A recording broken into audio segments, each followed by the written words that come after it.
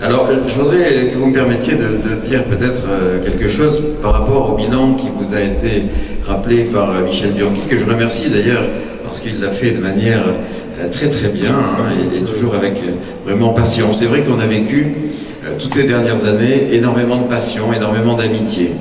Et je ne reviendrai pas bien sûr sur le bilan, on va parler de projet, mais ce qui me semble quand même important, au-delà de l'aspect technique des réalisations, c'est de souligner quand même cette merveilleuse aventure que l'on vit depuis 2001.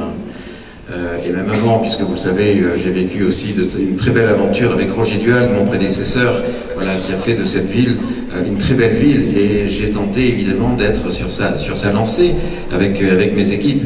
Et c'est vrai que depuis 2001, on a vécu énormément de choses, je dirais un petit peu différentes, mais c'est vrai avec une équipe très soudée. Et je voudrais bien sûr remercier, permettez-moi de remercier tous les élus qui ont été avec moi depuis 2001 et bien sûr depuis 2008 sur ces réalisations. Ce que je constate aujourd'hui, après 13 ans, si vous voulez, de mandat de maire, c'est que nous sommes, on va dire, la même équipe. La même équipe, c'est la même mentalité, le même esprit, la même amitié, la même solidarité, la même harmonie.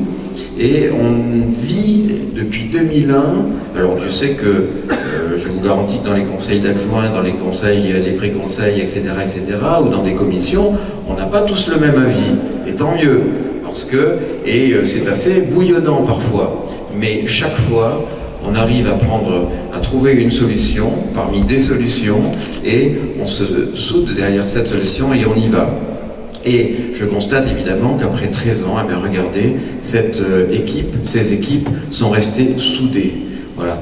Il n'y a pas eu un élu, un conseiller, un adjoint ou quiconque qui se soit érigé, je dirais, en faux ou en opposition à quelques moments que ce soit des deux mandats, et encore plus, bien sûr, dans ces périodes électorales où, bien sûr, chacun est tenté de pouvoir faire travailler un petit peu sa personnalité, son ego, etc. Vous le savez bien, c'est comme ça fait partie de la nature humaine. Eh bien, c'est cette solidarité qui persiste, qui, moi, me touche beaucoup, et je voudrais, permettez-moi, de remercier tous les élus qui ont été avec moi, dont certains, vous l'avez bien compris, sont là encore, puisqu'on vous a dit qu'il y a un tiers des personnes qui sont avec moi ont été élus en 2001, un tiers en 2008, et les nouveaux, bien sûr, je l'espère, je le pense, je le crois, le seront donc en 2014. Eh bien, permettez-moi donc de remercier les personnes qui sont derrière moi et celles qui ne sont plus maintenant avec moi, mais qui l'ont été vraiment pour cette solidarité, cette amitié et cette passion que l'on a vécue ensemble.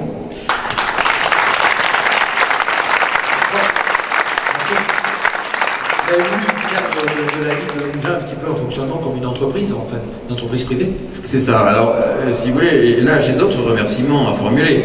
J'ai des remerciements à formuler aussi vis-à-vis des services de la ville de Mougins. 600 personnes à la ville de Mougins, avec un directeur général des services remarquable, Christophe, avec des chefs de service, avec des sous-chefs de service, avec des agents municipaux qui sont impliqués. Vous savez, là aussi, les choses ont énormément changé. En 2001, en mars 2001, nous sommes élus, je suis élu, et vous vous souvenez qu'en octobre 2001, la loi Jospin, vous vous souvenez de la loi Jospin?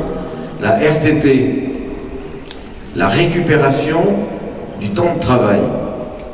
Alors moi, en octobre 2001, la récupération du temps de travail, alors déjà il m'a fallu 10 jours pour comprendre ce que ça voulait dire. Ça se récupère le temps de travail? Moi, je veux dire, dans la profession, j'avais récupéré le temps de travail. On travaille à n'importe quelle heure du jour ou de la nuit ou du week-end, et on ne récupère pas le temps de travail. Et j'ai vraiment eu énormément de difficultés à comprendre ce que voulait dire la RTT. Voilà. Et bien cette RTT, j'ai tout de suite compris que c'était un système un peu pernicieux et qui allait évidemment peut-être mettre en place un nouvel esprit qui était un esprit de récupération, un esprit de comptage du temps passé au travail, et j'avoue que ça, je voulais pas ça. Alors c'est vrai que j'ai aussitôt mis en place un système un peu différent, qui est un système de primes, et là on est complètement à l'opposé de la récupération du temps de travail, puisqu'on est dans la prime, dans la reconnaissance du travail bien effectué, dans la reconnaissance du courage, de l'esprit d'entreprise, de l'anticipation, dans cette reconnaissance des agents du travail, des agents municipaux. Et c'est vrai qu'on a aujourd'hui, force est de constater que, je le dis vraiment avec le cœur et sincèrement, je remercie les agents de la ville de Mougins de se donner à fond dans ce qu'ils font. Sachez qu'aujourd'hui, on ne compte pas, on ne regarde pas de savoir si l'agent arrive 5 minutes avant, 5 minutes après, ou qui part 5 minutes avant ou pas. C'est pas le problème. J'ai souhaité développer la régie. Jamais on a développé autant la régie que dans une ville comme celle de la ville de Mougins ces dernières années. Aujourd'hui, les agents font des choses qu'ils ne pensaient même pas être capables de réaliser il y a quelques années. On fait énormément avec la régie. Et ce sont des personnes remarquables. On leur donne de la formation, bien sûr.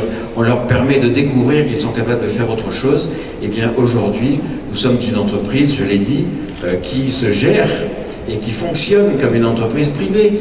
On ne peut plus arguer du grand tas de l'administration, on ne peut plus arguer que ce sont des personnes qui regardent le train passer. Ça n'est plus vrai, et je vous garantis qu'aujourd'hui, quand je vois les personnes de tout temps, par tous les temps, qu'il pleuve, qu'il vente ou qu'il neige, qui sont sur le terrain, la nuit, dans les intempéries, etc., que l'on appelle et qui sont là en 10 minutes pour répondre à l'appel et pour se donner à fond, je peux vous dire que je suis vraiment très impressionné de cet engagement des agents de Mougins. Comment voulez-vous que le maire ne soit pas poussé et n'ait pas envie d'être sur le terrain alors que les agents le sont? Eh bien, je vous garantis qu'on l'est tous et à tous les niveaux. Il n'y a pas de hiérarchie à ce niveau-là. Quand il y a une mission, et on fonctionne avec des missions, eh bien ces gens-là font la mission, ils l'exécutent, le maire est là, les adjoints sont là, les élus sont là, les chefs de service sont là. Eh bien, ce soir, vraiment très solennellement et très amicalement, je voudrais dire merci au service.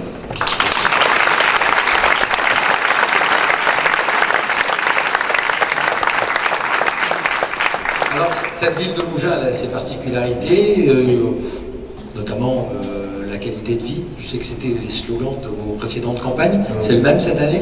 Oui, tout à fait. Ben, la qualité de vie, ça a été le slogan de la campagne 2001, vous vous en souvenez? Ça a été le slogan de la campagne 2008. Et pourquoi en changer, hein? Donc c'est à nouveau le slogan de la campagne 2014. Et cette qualité de vie, pour moi, elle est essentielle. Et comment se rendre compte de la qualité de la vie, de la véracité, je dirais, de cette qualité de la vie sur le terrain? Eh bien, vous l'avez compris, et au regard des petites interviews qui ont eu lieu là, vous vous rendez compte que c'est vrai, les élus et moi-même, nous avons été sur le terrain, énormément sur le terrain. Ça relève, je dirais, d'une mentalité et d'un réflexe que j'ai professionnellement dans ma profession de médecin. J'ai besoin, pour comprendre les problèmes, j'ai besoin d'ausculter. J'ai besoin de comprendre le terrain. Eh bien, depuis 2001, mais depuis 2002, 2003, j'ai fait à peu près 30 à 35 réunions de terrain et de quartier par an. C'est-à-dire, c'était une réunion théoriquement par semaine. Alors, je reconnais, j'en ai pas fait 52 par an, hein, mais à peu près 35 en moyenne. Et c'est vrai que ça a été énormément. Et ça m'a permis de rencontrer, et vous savez, quand on est sur le trottoir, dans une rue, etc., eh bien, on regarde les poubelles, on regarde le trou dans la route, on regarde la lampe qui ne marche pas, on regarde le mur qui se fissure, on regarde... et ce sont des problèmes de tous les jours. Et ce sont ceux-là les problèmes. Bien sûr, les grandes idées, on va y venir, bien sûr, de la ville de Mougins, les grands projets, etc., c'est important. Mais quand tous les jours, vous sortez de chez vous et vous tombez sur le même petit souci, eh bien, au bout de 2 jours, 3 jours, 15 jours, 3 mois, ça devient réellement, ça vous pose un vrai problème. Et c'est celui-là qu'il faut gérer, c'est celui-là. Et comment, finalement, faire mieux que de rencontrer ces personnes et de les entendre. Surtout pour entendre ce qui ne va pas, bien entendu. Et ces réunions ont été organisées, on prend des notes et on essaye d'hiérarchiser, bien entendu, et de répondre à tout ce que l'on peut répondre. Là aussi, il y a eu un travail des services remarquable, je tiens à souligner et à remercier. Et voilà, c'est comme ça que ça doit fonctionner. Et d'abord, ça relève du principe de la démocratie. La démocratie, c'est quoi? La démocratie, c'est-à-dire que c'est le peuple, la population, ce sont ces gens-là qui doivent nous dire ce que nous devons faire.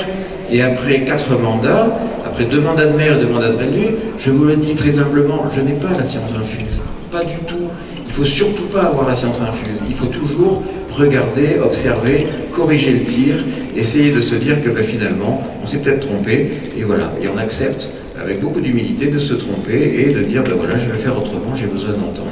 Ça, on est vraiment au cœur du problème, et c'est comme ça que ça fonctionne depuis 2001, et c'est vraiment comme ça que je souhaite que ça continue de fonctionner, c'est-à-dire en phase, en symbiose, je dirais, avec la population. Être à l'écoute de ses administrés, tout simplement. Exactement. En clair. Alors, l'environnement, donc, c'est une des préoccupations principales, on l'a dit, sécurité des biens, des personnes. Voilà, donc la qualité de la vie, pour moi, ça passe bien entendu par des choses essentielles. On va, si vous voulez, classer ça un petit peu en 4 catégories. 1, l'environnement. 2, la sécurité. 3, les déplacements. Michel Bianchi vous en a parlé tout à l'heure, on va en parler, les déplacements. Et 4, bien sûr, les services apportés à la population. Tous les services que vous avez, que l'on vous apporte, que ce soit aux tout petits, aux jeunes, aux scolaires, aux seniors, aux actifs, dans le domaine social, sportif, culturel, touristique, enfin, etc.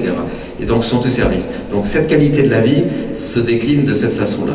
Alors, premièrement, l'environnement. Ouais, c'est important. L'environnement, on a la chance de vivre dans une ville extraordinaire, qui est respectée, avec 50% du territoire, 40% sont classés, mais plus de 50% sont boisés.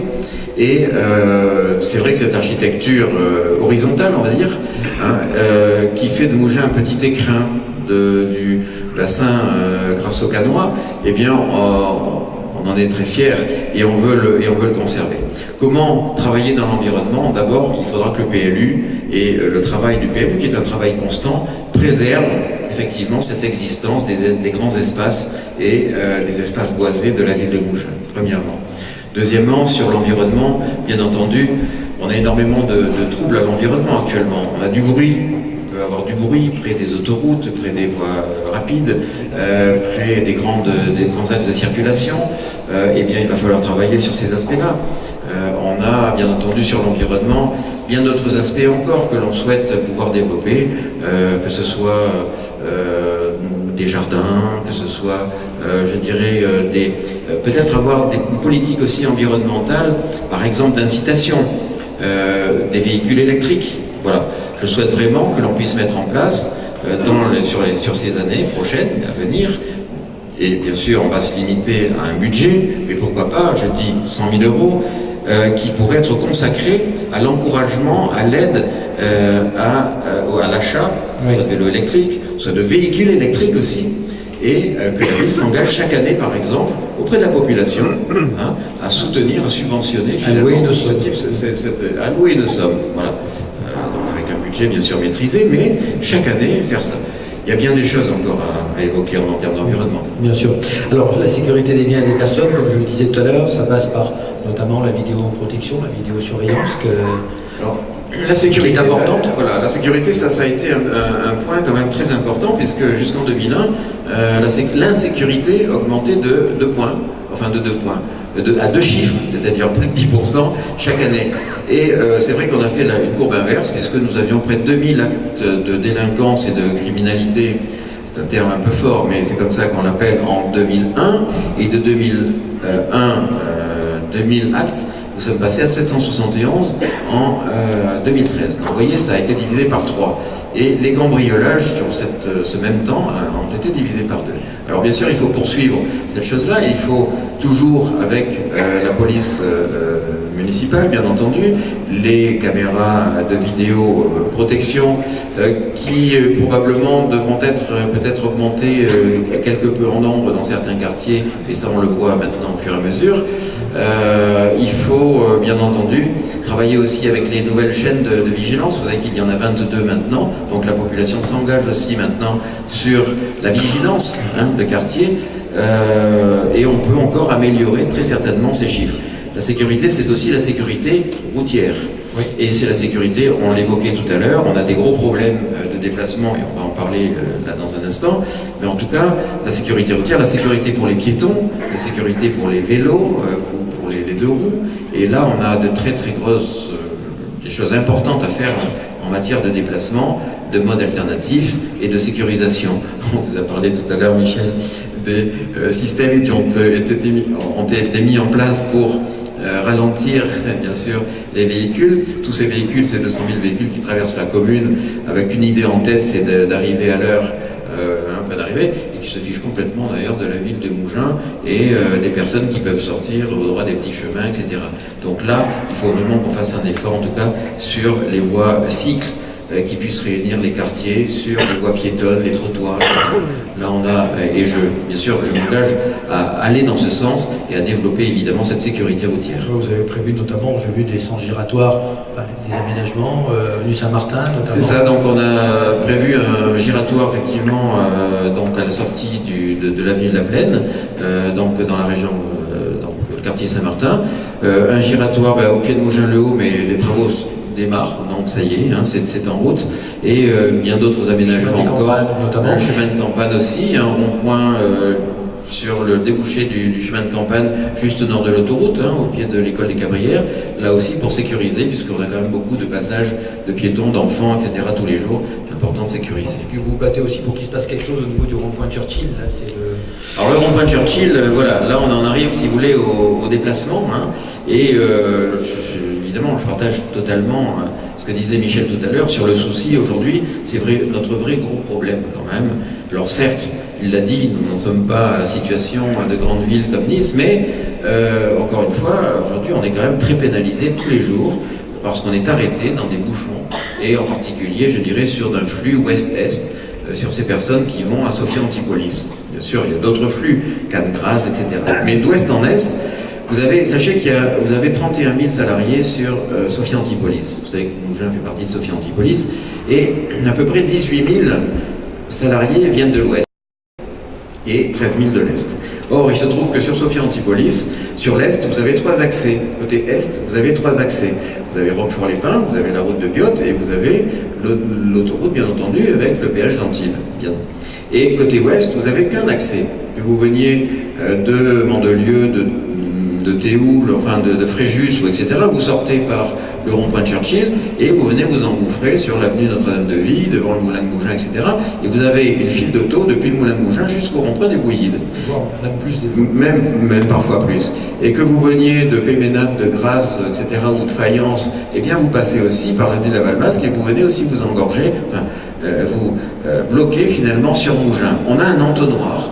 Et malheureusement, Mougins souffre de ça. Ce qui fait que les véhicules, au lieu de prendre les grands axes, bien entendu, prennent Bison-Futé, et donc ils passent dans les chemins des Hors-de-la-Salle, dans les petits chemins du Guillet, dans les petits... Enfin bref, toutes les petites solutions sont les bonnes, et tout ça, ça vient pénaliser. Alors là, le rond-point, j'en reviens au rond-point de Churchill, c'est vrai que ce rond-point mérite d'être aménagé, et nous avons déjà fait effectivement édifier des plans, nous avons vu avec le Conseil Général, pour augmenter, faciliter évidemment l'accès et la circulation autour du rond-point de Churchill en l'élargissant un petit peu et faisant des axes supplémentaires justement pour alléger le rond-point de 45% et pouvoir trouver des axes directement du Campon vers par exemple la pénétrante ou permettre en sortant en venant de Mandelieu de passer directement sur Cannes, ou même une voie que l'on n'a pas encore convaincu le Conseil Général, mais ça va venir.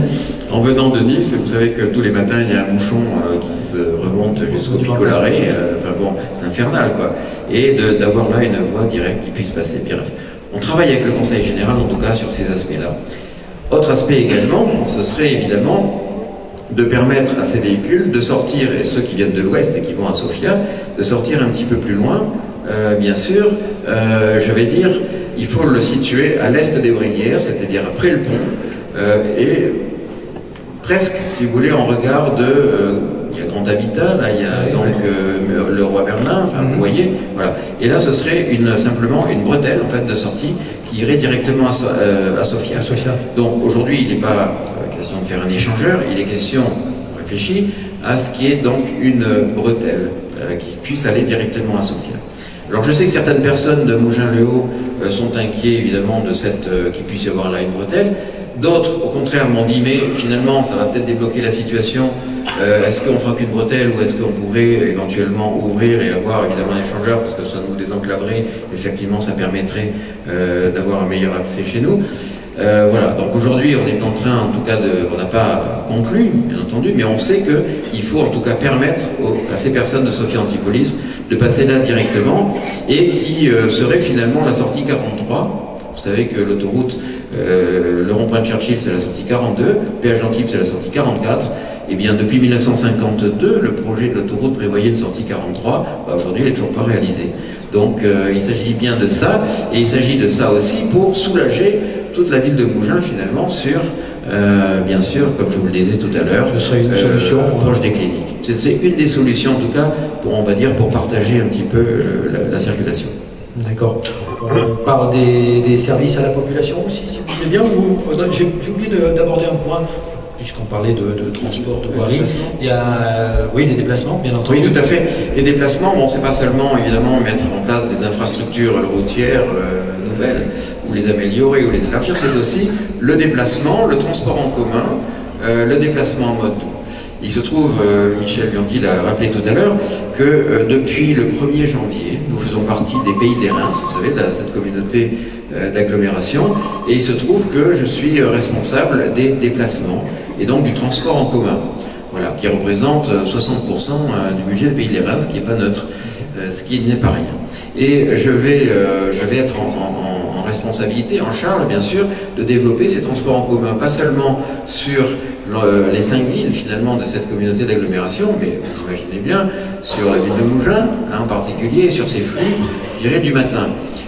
J'ai déjà fait 2 réunions d'ailleurs avec le Conseil général qui est responsable entre les agglos, des transports entre les agglos, avec Pays de Grasse, avec dans le Pays de l'Érins bien entendu, et la CASA, et nous avons déjà fait 2 réunions ensemble pour voir comment nous pourrions mettre des voies nouvelles structurantes de transport en commun entre Cannes, Grasse, Antibes, je dirais, pour être synthétique.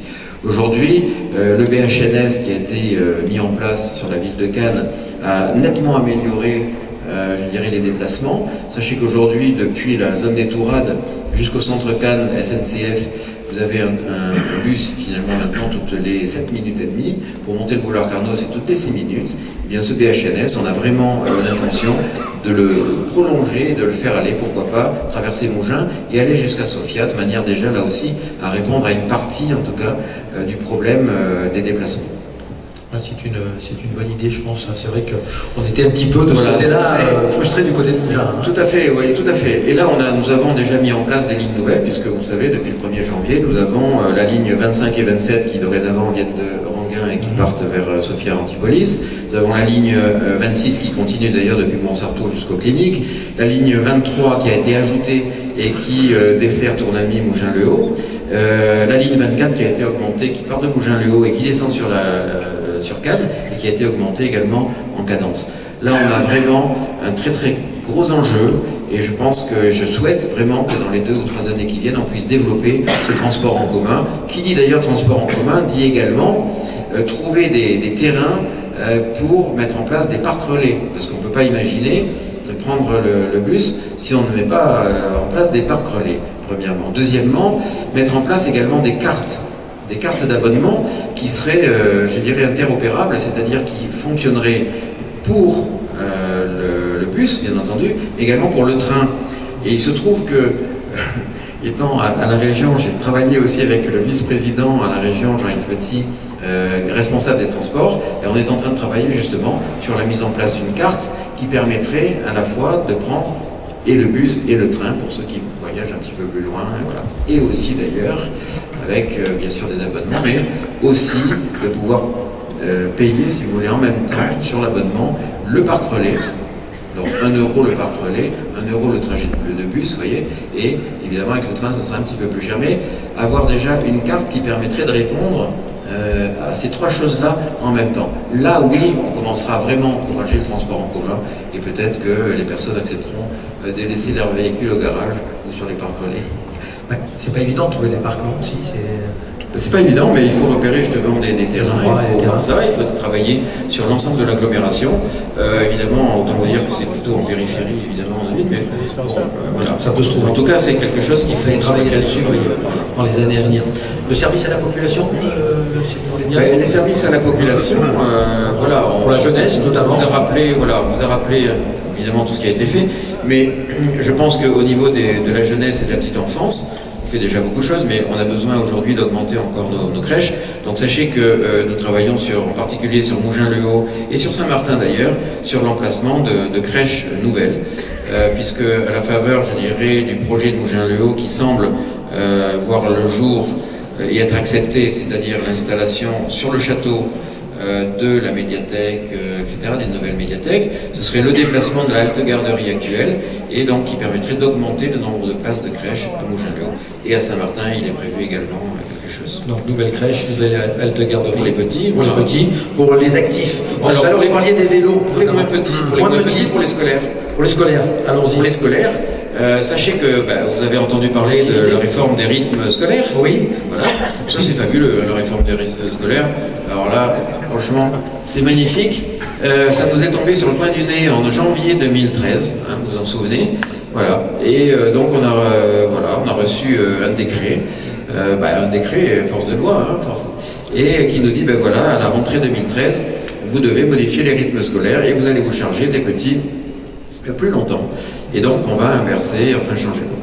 Alors on a obtenu, même heureusement, que cette échéance puisse être déplacée à septembre 2014. Ce qui fait que depuis l'année dernière, nous travaillons sur ces rythmes scolaires. Il semblerait maintenant, puisque j'ai fait encore une réunion la semaine dernière avec les parents d'élèves, que nous arrêtions la journée scolaire à 15h45 et qu'entre 15h45 et 18h, c'est la ville qui mettra en place des différentes activités, en tout cas pour s'occuper des petits.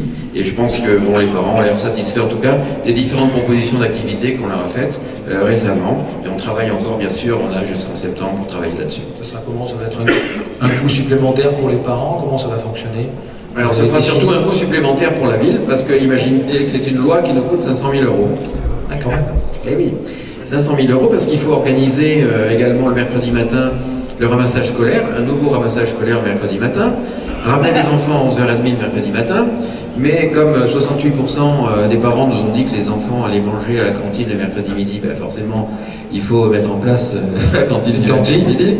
Et donc, ramener les enfants après la cantine dans différentes activités, en tout cas municipales, parce qu'on ne pourra pas les amener partout dans toutes les associations. Et je sais qu'il y a évidemment des présidents d'associations ce soir, que je remercie d'ailleurs de leur engagement, des témoignages qu'ils ont fait tout à l'heure, et puis du travail que l'on fait ensemble tout au long de l'année et depuis toutes ces années. C'est vrai que ça va être un petit peu compliqué pour les associations du mercredi matin, mais on va trouver des solutions en tout cas pour leur ouvrir des créneaux du mercredi après-midi. On travaille toujours là aussi en équipe et c'est formidable. Voilà donc pour les moyens. Les moyens, maintenant les plus grands. Alors pour les grands, on va dire pour les actifs. Pour les actifs. Pour les actifs ont besoin, les actifs ou inactifs, parce qu'il y a aussi ceux qui cherchent du travail. Et donc là, nous avons un service développement, emploi et développement économique qui travaille remarquablement. Et là aussi, on souhaiterait augmenter, bien sûr, l'accueil de ces personnes qui sont en recherche d'emploi, les mettre en relation avec, justement, des entreprises, des sociétés, comme on le fait d'ailleurs dans des forums ici, régulièrement à l'Écoparc, où, en général, d'ailleurs, chaque année, on arrive à ce qu'il y ait la signature de souvent entre 200, 250, 350 emplois. Mais toute l'année, bien sûr, il faut là aussi développer ces actions. Et voilà, pour l'emploi, bien entendu. Pour les actifs, c'est aussi, bien sûr, sur le plan sportif, des propositions d'activités sportives supplémentaires, des équipements, bien entendu, et Dieu sait qu'on en a fait beaucoup, mais il en faut toujours davantage. Et puis j'ai vu que pour la qualité de vie, vous avez parlé tout à l'heure des vélos, et vous comptiez mettre justement des vélos électriques à Tournamy, à Mougins-le-Haut. Voilà, alors concernant les vélos électriques, il y a deux choses. Tout à l'heure, je vous ai parlé de l'aide et de la subvention au privé, hein, bien entendu, pour l'acquisition de véhicules électriques ou de vélos. Mais la ville compte, bien entendu, mettre aussi à disposition des stations, finalement, de vélos électriques. Je pense qu'il en faudra au village, il en faudra à Tournamy. Bien sûr, si ça marche, ensuite on développera ça. On va voir, bien sûr, j'espère que vous répondrez à ce moment-là et que vous utiliserez ce genre de choses. de vélo, parce que c'est vrai qu'on a un relief un peu collinaire et que parfois, voilà, certains d'entre nous en tout cas ont besoin d'un petite aide électrique en tout cas. Voilà. Service à l'eau mairie également, ça c'est pour aider tout le monde, les grands, les petits. Alors le service à l'eau mairie, oui, ça c'est pour faciliter, je souhaiterais vraiment faciliter l'accès des personnes aux services municipaux. Et pour ça, il faut vraiment qu'il y ait un accueil, un standard et un accueil à l'eau mairie qui soit, je dirais, unique, hein, avec un guichet unique et un standard unique qui permettent de donner le renseignement le plus rapidement possible. Je dirais presque immédiatement qu'on puisse développer l'accessibilité finalement aux services municipaux. C'est très important pour vous tous, que vous n'ayez pas l'impression de passer d'un service à l'autre. Voilà. Et puis que vous puissiez également, par Internet aussi, concernant les inscriptions, par exemple les inscriptions de vos enfants, pouvoir le faire très facilement sur Internet. Maintenant, c'est quand même pas très compliqué. Et si vous voulez inscrire votre enfant à 3 h du matin, que ce soit à l'école, au CCAS, à la cantine, au transport scolaire, à la garderie ou à autre chose, à l'animation jeunesse, que vous puissiez le faire et en toute simplicité finalement. Voilà. Sans réveiller personne. Je peux sans réveiller personne. Voilà, parce qu'à l'eau mairie, peut-être à 3 h du matin, ce sera peut-être pas le cas. Mais voilà, vous aurez une autre solution. Voilà, c'est une bonne idée. Et pour les seniors, quelles sont les idées pour développer les manifestations, notamment les animations? Oui, alors disons pour les seniors, il y a différentes choses. Ces dernières années, nous avons vraiment encouragé le maintien des seniors à domicile. Ça, c'est une chose très très importante. Vraiment, et les seniors ont ça à cœur, c'est vraiment de pouvoir rester chez soi, je dirais le plus longtemps possible. Et malheureusement, quand on est seul, quand on est veuf ou veuve, eh bien, on se sent parfois en insécurité, on a besoin des services les plus proches possibles. Le CCAS fait vraiment un très très grand travail là-dessus, mais je pense qu'il faut encore améliorer, développer ces services. Par exemple, la téléalarme. Et la téléalarme, par exemple. La téléalarme, c'est un système nouveau dont la ville va être pionnière d'ailleurs, qui va se mettre en place là dans quelques jours, oui, plutôt que semaines, à savoir que chez les personnes bien sûr qui le souhaiteront, et on fait déjà le test d'ailleurs au fond de l'Orme, puisqu'on a une résidence senior au fond de l'Orme, si vous voulez, vous avez une impulsion chaque fois que le matin la personne ouvre un robinet, fait couler un petit peu d'eau, vous avez une impulsion. Et on sait très bien que bon, il y a des habitudes, etc., tous les matins à la même heure, etc. Et donc cette impulsion, bien sûr, est retransmise à une téléalarme, sur Mougins. Et bien entendu, si un matin il y a un retard, ou etc., ou une personne appelle, demande si tout va bien, et donc ça crée un contact. Ça permet aussi d'avoir un contact permanent avec les personnes qui sont seules. Et bien sûr, pour elles, de se sentir plus en sécurité. D'accord. Et au niveau des manifestations, pour des animations pour les personnes... Au niveau des manifestations, alors évidemment, il y a énormément de choses. Je pense qu'il faut développer l'été dansant, et les voyages, il y en a déjà d'ailleurs, il y en a déjà. Voilà, des sorties, bien entendu, culturelles ou autres. Logements pour seniors aussi. Des logements pour seniors, parce que je souhaite vraiment mettre en place une résidence senior. Nous en avons déjà une, mais voilà, on en a besoin d'autres. Voilà. Et donc, je pense qu'il faut répondre aussi peut-être à ces personnes qui ne sont plus capables forcément de rester chez elles, mais qui ont besoin, qui ne sont pas non plus en situation d'aller en maison de retraite, mais une maison senior où il puisse y avoir des services communs et là aussi une sécurisation tout autour et une facilité finalement de vie tout en étant dans son appartement, etc. Alors on en a parlé un petit peu tout à l'heure, des projets culturels et gastronomiques sont un peu liés aussi sur Mougins. Les projets culturels, voilà, donc on a fait, c'est vrai, énormément de choses ces dernières années. Michel Bianchi l'a rappelé tout à l'heure, c'est vrai que je souhaitais que le mandat 2008-2014 soit un mandat de la culture. Ça a été le cas, bien sûr, avec des nouvelles manifestations, avec, on vous l'a dit, avec le patrimoine, le village, les chapelles Notre-Dame-de-Vie, etc. Sur le plan culturel, on souhaite développer encore, bien sûr, des conférences parce que ça a énormément marché. Énormément de monde se sont déplacés, et sur les conférences, et sur les concerts. Et là aussi, bon, c'est un travail, et je remercie les élus qui ont été en charge de cela ces dernières années, mais je pense qu'il faut encore développer, évidemment, toutes ces actions et cet accueil, en tout cas en matière culturelle. Festival de café-théâtre, je crois, en projet aussi. Du café-théâtre, voilà, alors, on va en venir, bien sûr, puisqu'on parle de culture, on Oui. va en arriver quand même à des grands projets. Oui, bien sûr. À des grands Évidemment, projets. on les garde pour tout à l'heure. La création de la Fondation Roger Verger, de quoi s'agit-il exactement? Alors ça c'est une idée, je pense, qui nous paraît importante, parce que c'est vrai que Mougins doit sa notoriété à Roger Verger. Depuis 1969, le moulin de Mougins a donné sa réputation à la ville de Mougins, avec ses 3 étoiles longtemps gardées. Et je souhaiterais vraiment, alors comme nous l'avons fait, nous avons rendu hommage lors du premier festival de la gastronomie en 2006 à Roger Verger, nous souhaiterions vraiment faire cette fondation, parce que ce serait un hommage encore, je dirais, plus ancré vraiment dans Mougins, et qui permettrait à ce moment-là de retracer un petit peu toute cette histoire du moulin et de Roger et de Denise Verger, son épouse aussi, qui a eu un rôle très très important.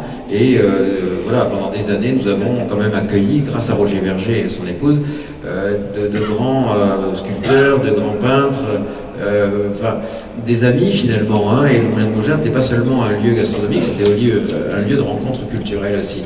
Donc là, ça mérite vraiment la mise en place de cette fondation. D'accord.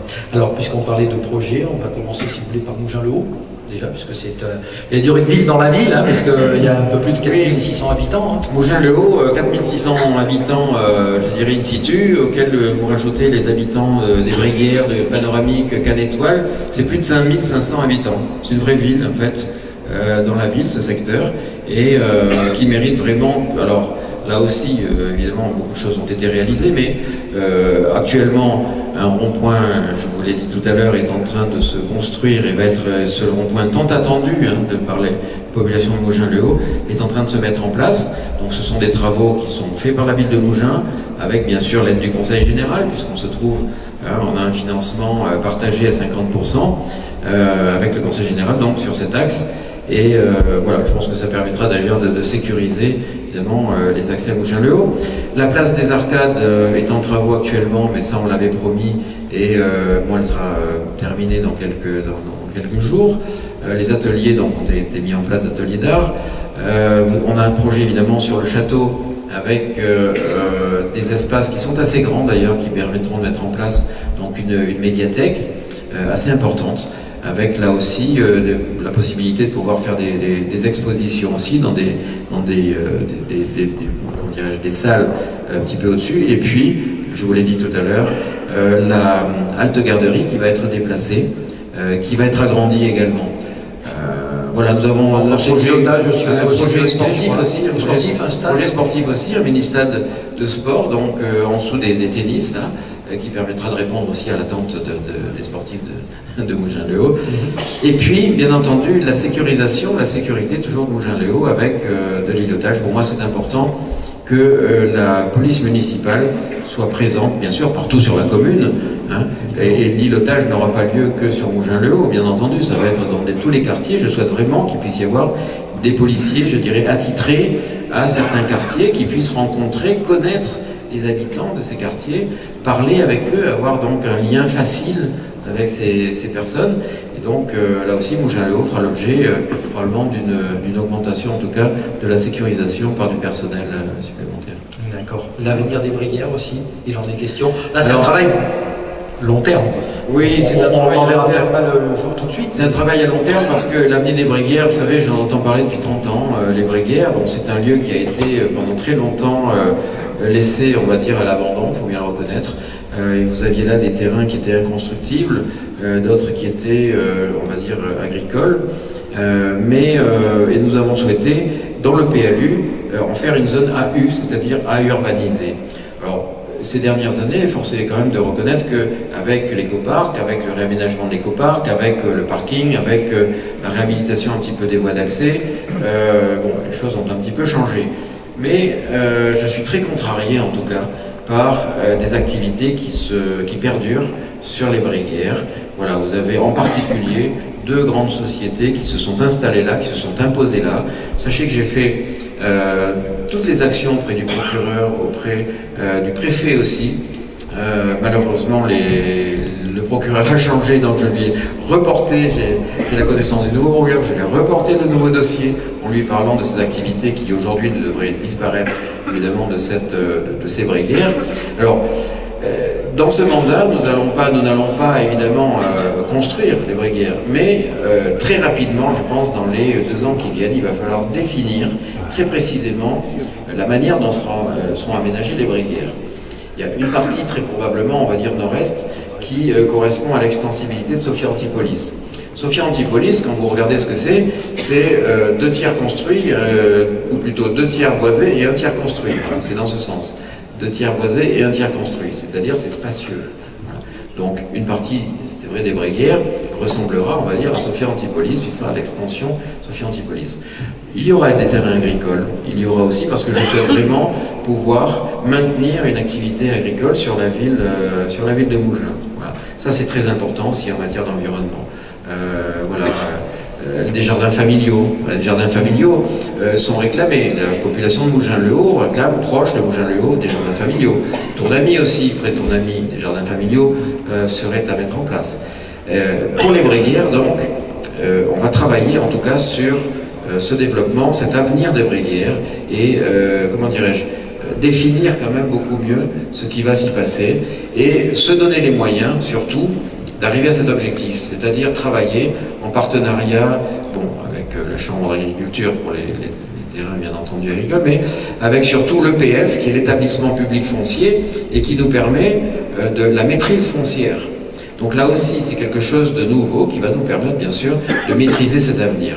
Ça, c'est un gros projet, en tout cas pour ces années qui viennent. Ces années qui viennent. Alors, on va attaquer justement un des gros projets de votre future mandature, bien sûr, après le 23, si vous êtes élu, ce qui, si tout le monde ici va voter, et d'autres. Si tout le monde tape le 2. Voilà, par exemple. Donc, je crois que vous avez compris déjà. Alors, le gros projet, l'un des gros projets, parce qu'il y en a plusieurs, le pôle culturel.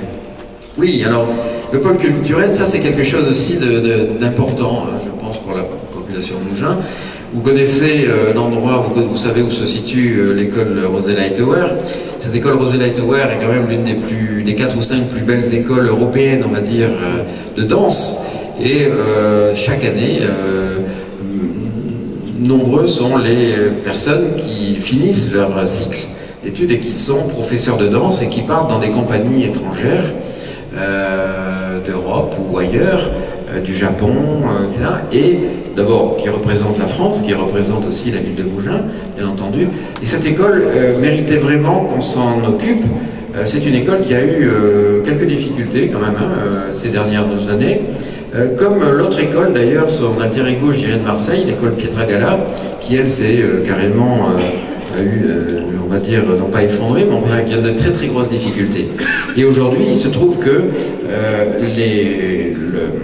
le directeur artistique, la directrice artistique, Paola Cantalupo de Mougins, l'école ici Rosella Hightower, s'occupe également maintenant de Pietragala, comme le directeur administratif également de Mougins s'occupe aussi de l'école Pietragala. Et il y a là une sorte de pôle, si vous voulez, de danse qui est en train de se mettre en place, en tout cas un pôle fonctionnel. Alors évidemment, ça nous a donné une idée, c'est qu'on pourrait peut-être, autour de cette école, dont d'ailleurs on est en travail, je dirais, sur la réhabilitation structurelle, puisque là, dès cette année, vont démarrer les travaux des studios de danse. Hein, et autour de cette école, donc, il est question de rapprocher l'école de musique, d'ailleurs à la faveur du rapprochement de cette école de musique, bien sûr, de l'agrandir. Oui. Hein, l'école de musique qui travaille remarquablement. Hein, et de faire une salle de spectacle à 650 places. Autour de cette salle, bien entendu, également des ateliers d'art. Donc vous voyez, ce serait tout un complexe, je dirais, sportif, culturel, excusez-moi, avec une salle 650 places, avec l'école de Rosella, avec l'école de musique, avec les ateliers, et bien entendu tout autour, et à la faveur de ce grand projet de pôle culturel, nous referions bien entendu l'avenue Maréchal Juin, et c'est vrai que quand on entre là, pour l'instant c'était pas très beau. Donc ça a été amélioré, ça a été amélioré, on est en train de défaire la maison, etc. Et donc toute l'esplanade qui sera là devant sera reprise et vous verrez. Alors ça c'est quelque chose qui démarre puisqu'on est en train de mettre en place, de lancer les entreprises sur la maîtrise d'ouvrage et très vraisemblablement, il faudra voilà, lancer les entreprises, 1 an et demi de travaux. Printemps 2016, c'est-à-dire dans 2 ans, printemps 2016, il faudra que ce soit réalisé. Voilà, un beau projet. Un deuxième beau et gros projet, c'est le centre de vie, le nouveau cœur de Mougins. Là, c'est encore un gros morceau, peut-être un plus gros morceau encore, dirais-je. Alors le cœur de Mougins, oui, c'est un gros morceau, et ça c'est quelque chose qui s'anticipe et que l'on a anticipé de toutes ces dernières années. Bon, vous l'avez constaté, bon, la ville de Mougins est magnifique. Aujourd'hui, ce qui se passe, on va dire, entre Tournamy et voilà, et le Val, mérite vraiment d'être amélioré. On va dire que c'est un endroit, et voilà. Et je tiens d'ailleurs à signaler que l'entreprise principale, qui est la Provençale des Matériaux, est une entreprise magnifique. Hein. C'est une entreprise qui est là depuis 1966 ou 68, et à l'époque, elle était en pleine campagne. Elle était en pleine campagne. C'est que ça s'est construit autour. Quand on descendait Tournamy, il y avait des marécages, il y avait un petit pont, il y avait un âne qui était là. Et moi, je me souviens de... Et c'est vrai qu'elle était en pleine campagne. Cette Provençale des Matériaux a probablement construit la moitié des villas de la ville de Mougins. Et je vous souhaitais vraiment que cette entreprise reste sur le territoire de Mougins, parce qu'on en est très fiers. Et c'est vrai que tout ça, il a fallu des années pour travailler là-dessus. Ma première rencontre avec le directeur de cette entreprise, ça a été le 11 septembre 2001. Et notre entretien, comme vous pouvez l'imaginer, a été interrompu par le drame qui s'est déroulé ce jour-là. Et depuis 2001, donc, nous avons très régulièrement rencontré ces personnes pour savoir comment on pourrait trouver des solutions pour qu'elles se déplacent, pour qu'elles restent sur la ville de Mougins. Aujourd'hui, la Provençale des Matériaux a un permis de construire sur Saint-Martin-Nord. Ça y est, c'est fait. Et donc la maîtrise foncière, bien sûr, il fallait faire de la maîtrise foncière sur cet endroit. Sachez que ces dernières années, la ville de Mougins a fait de la maîtrise foncière. Et encore en 2012 et 2013, c'est plus de 4 millions d'euros d'achat de terrain bien placés, c'est-à-dire au milieu du projet, justement pour nous permettre, bien entendu, de maîtriser ce qui va s'y passer. Alors qu'est-ce qui va s'y passer? Imaginez donc une grande place. Alors j'ai coutume d'évoquer la place Garibaldi de Nice, à peu près un tout petit peu plus petit, mais avec, mais pas beaucoup plus petit, 6000 mètres carrés, 6000 mètres carrés quand même, hein, la place, et avec des bâtiments bien entendu et des arcades tout autour.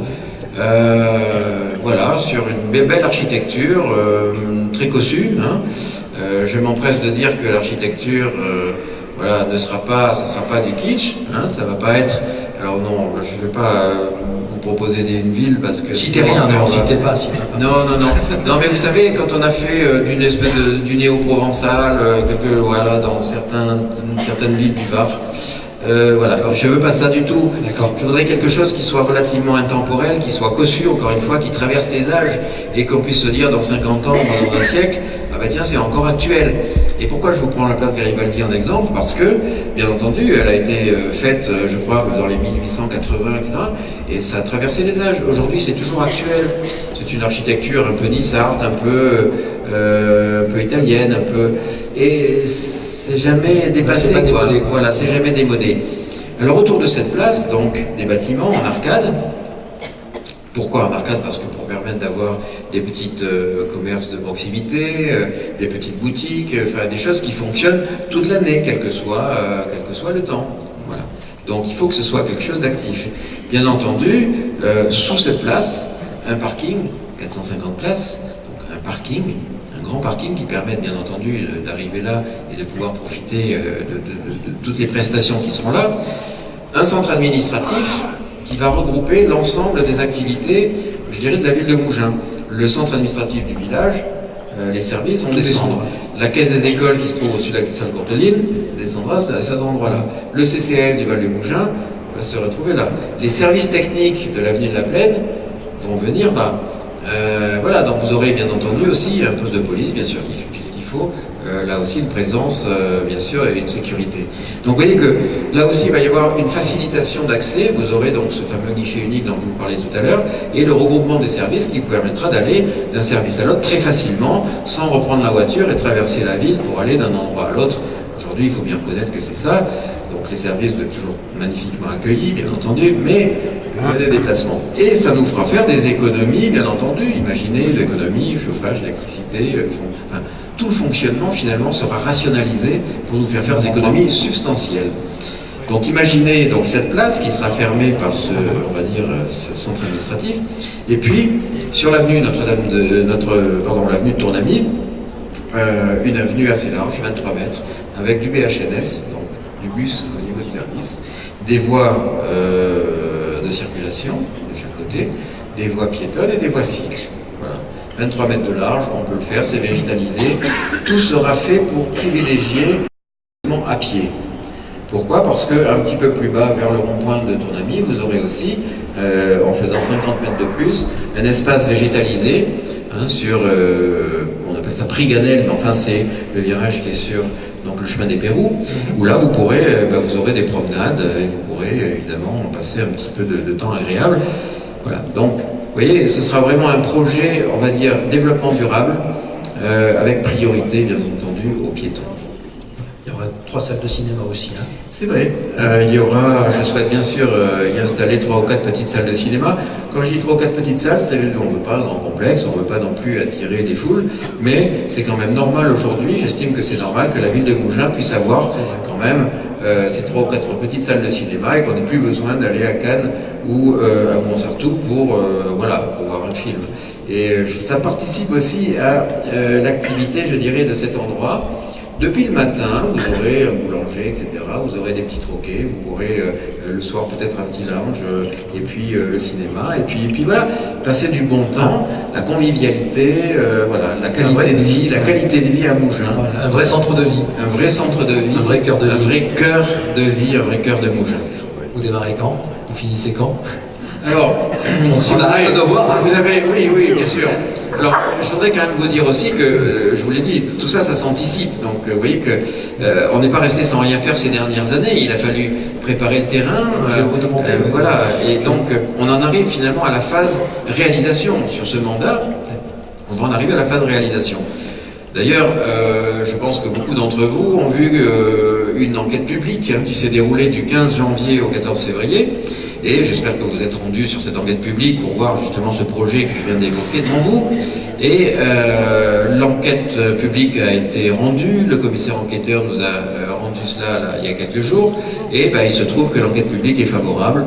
Voilà. Donc c'est très bien. Donc nous allons pouvoir passer bien entendu à la phase suivante, qui est donc la révision de PLU ce qui concerne ce territoire, bien entendu, ce périmètre. Et on va pouvoir définir de manière précise maintenant ce que je viens de vous dire et probablement, je le souhaite très rapidement dans les semaines qui viennent, faire déjà des premières maquettes et faire à nouveau de la concertation. Sachez qu'en 2012, vous vous souvenez qu'il y a eu plusieurs réunions qui ont eu lieu d'ailleurs pour présenter ce projet. Là, on va revenir vers la population pour refaire un peu de concertation et présenter de manière plus précise ce projet sur maquette. Vous aurez tout le plaisir d'ailleurs de pouvoir faire les observations que vous souhaitez. D'accord, on va parler d'argent si vous voulez bien, parce que tout a un coût. Vous voulez vraiment qu'on parle d'argent? Je sais pas. Oui. Vous voulez qu'on parle d'argent? Non. Bon, alors, vous voulez pas savoir si les impôts vont monter ou pas? Oui, parce qu'il y a des projets, donc ça coûte de l'argent. Oui, alors c'est vrai, ça coûte de l'argent. Comme le disait Michel tout à l'heure, depuis 1997, nous n'avons pas monté le taux des impôts ménages. Voilà. La taxe d'habitation est aujourd'hui à 14,92. Elle était déjà à 14,92 en 1997. Taxe pro, on ne peut plus en parler, la taxe professionnelle, parce qu'elle a changé en 2010. Mais on va dire l'équivalent, jusqu'en 2010 d'ailleurs, elle était à 14,86, elle, même taux qu'en 97. Et aujourd'hui, ça a été commué en cotisation foncière des entreprises et sur la valeur ajoutée des entreprises, et on est à des taux qui sont très bas. Et ça depuis donc maintenant 18 ans. Premier point, et je compte bien que ça continue, bien entendu, et si vous êtes d'accord avec moi, on va continuer dans ce sens, sans monter le taux des impôts. Vous êtes d'accord avec ça ou pas? Alors,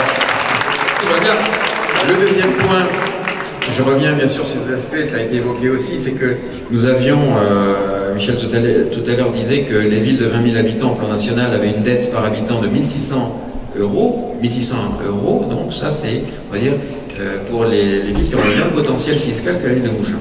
Eh bien, en 2001, nous avions 1300 euros par habitant. En 2008, nous avions 580 euros par habitant de dette. Hein, et aujourd'hui, nous avons 352 euros par habitant de dette. Donc vous voyez que ça a été divisé par 3 depuis 2001 et nous sommes au quart des villes équivalentes. Alors pourquoi on a fait ça? D'abord, comment on a fait ça? Je sais pas, vous allez me le dire. En faisant des économies. Rappelez-vous qu'en 2009, nous sommes passés 2008-2009, il y avait une crise économique. On a parlé d'une crise économique, qui est d'ailleurs beaucoup plus une crise psychologique au départ, mais qui est devenue une crise économique ensuite, puisque la psychologie malheureusement influe sur les événements. Là aussi, il faut être très très positif, vous voyez. Sachant ça, donc en novembre 2008, j'avais dit à mes services, voilà, je souhaite qu'en 2009, on réduise le coût interne des services de 10%. Alors, monsieur le maire, comment on va faire? Écoutez, vous verrez, vous débrouillez. En tout cas, je pense qu'il y a moyen de diminuer le coût interne des services de 10%. Finalement, nous avons diminué en 2009 de 9,93%. Allez, je leur fais grâce de 0,07%. Ils sont arrivés, et là je félicite les services parce que depuis le directeur général jusqu'au directeur des services techniques, jusqu'au chef de service et jusqu'au tous les régisseurs, etc., ont eu les mêmes objectifs de baisser de 10% le coût interne des services. Total, on a économisé 1 million d'euros. Souvenez-vous également, en 2009, le président Sarkozy nous a dit, voilà, on est en crise, si vous maintenez votre taux d'investissement donc au moins égal pour 2009 à la moyenne des années précédentes, on rend aux collectivités le FCTVA, qui est le fonds de compensation de la TVA, à N+1 au lieu d'N+2. Vous savez, quand on fait des travaux sur la ville, on paie les travaux TTC, quoi. Je veux dire, on paye la taxe, hein, et l'État nous rembourse la taxe 2 ans après, N+2. Et là, le président Sarkozy avait dit, écoutez, si vous faites cet effort-là, au lieu de vous le rendre au bout de 2 ans, je vais vous le rendre au bout d'1 an. Moi, dans ma petite tête, je me suis dit, 6 ans, je vais sur 6 ans avoir engrangé 7 fonds de compensation de la TVA. 1 million de plus. Donc en 2009, nous avons eu finalement 2 millions de plus, et nous avons, alors que nous avions une moyenne de 9 millions d'investissements, enfin d'équipements, je veux dire de travaux, on est passé à 11 millions en pleine année de crise. Alors là, quand vous dites ça, alors les gens regardent comment on fait, voilà. Il faut anticiper, il faut compter. Il faut déjà jamais dépenser ce que l'on n'a pas dans la poche. C'est-à-dire ce que disait Antoine Pinet à l'époque, parce que c'était quand même une référence, hein, Antoine Pinet. Et le journaliste lui disait, mais comment vous faites, monsieur Pinet, vous êtes la référence suprême internationale? Et ben il sort le portefeuille, il dit, écoutez, je regarde ce que j'ai dans le portefeuille, je ne dépense jamais plus. Donc vous voyez qu'on a fait des économies de cette façon-là, et on a réitéré encore les économies en 2012. Total, aujourd'hui, on a désendetté la ville. Pourquoi? Parce que là aussi, c'est une anticipation par rapport à ces projets. Un pôle culturel et un centre-ville comme celui-là, c'est énormément d'équipements, c'est énormément d'argent. Il fallait donc désendetter la ville. Alors comment faire tout ça sans monter les impôts? Il fallait désendetter la ville. Donc aujourd'hui, je peux vous assurer qu'on va faire tout ça sans monter les impôts, uniquement grâce au désendettement de la ville.